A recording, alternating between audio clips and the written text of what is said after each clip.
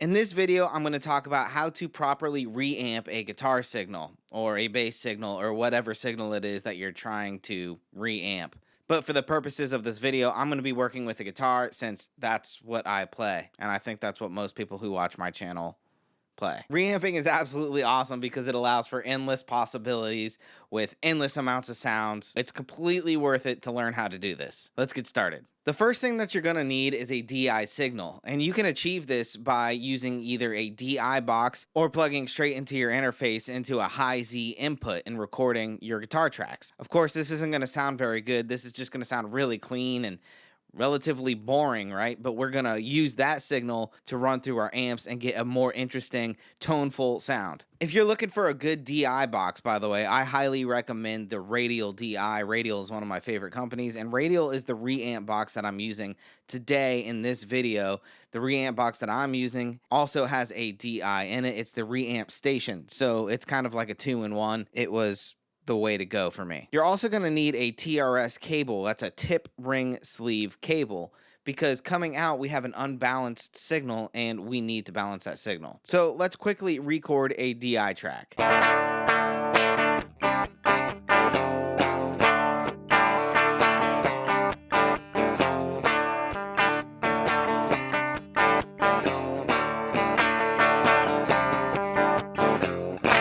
We're now going to take our TRS cable and plug it in from the line out on our interface into the reamp box. And that cable is going to go right into the input that says reamp in. Now, the interface that I'm using currently is the Apollo Twin. And the reason that I wanted to make this video is because I got very confused when trying to do this for the first time and was getting no results. So I'll show you a setting that you have to adjust on your Apollo Twins console settings, because it was driving me crazy. Mike, if you watch this video, by the way, thank you so much for showing me this one little thing that I was missing. If you're using an Apollo Twin, make sure that you open up the console software on your computer and go to the Q output setting. From there, you're going to want to make sure that you have line 3 and 4 on. Otherwise, this will not work and will just result in a feedback loop and is basically going to be useless. You won't be able to use it without pressing this button. And that is one little thing that held me back for a couple of days trying to figure this out after frustration. So it's just clicking that button. I'm also using Pro Tools because that is my digital audio workstation of choice, but you can use this on any of your digital recording softwares. On your DI track, the first thing that I like to do is set it to no input. And the reason that I do that is just so we don't get confused. You don't need any extra inputs or outputs or causing things to go where they shouldn't go. So I always set it to no input. However, we're going to take the output of the DI track and we're going to set that to line 3 out.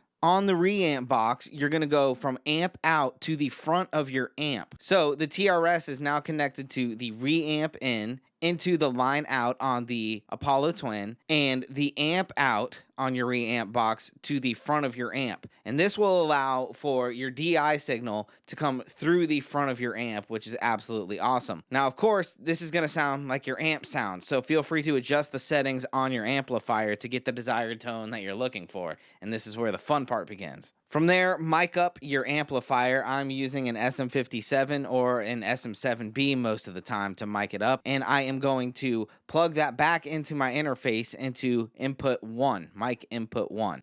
Create an audio track in Pro Tools and set that to input 1, and from there, you can record your signal. Your DI track will now play through that amp and be recorded back into your session, allowing for endless possibilities. You can do different compression, EQ, or even different preamps. You can really do anything, which makes reamping a ton of fun, especially if you're a collector of gear or you really like pedals and you wanted to hear what your song might sound like with this pedal without having to re-record it every time. Say you have the perfect take, you could just use this. Again, a quick note, in my opinion, Radial makes the absolute best products for this kind of stuff, DI and for reamping, and I think that Radial actually owns the trademark for the term reamping because they are really just the kings of it. You really can mess with any signal chain. This is a ton of fun. I hope that this video helped you to learn how to do that. If you have any questions, please let me know in the comments. I'll do my best to be able to answer.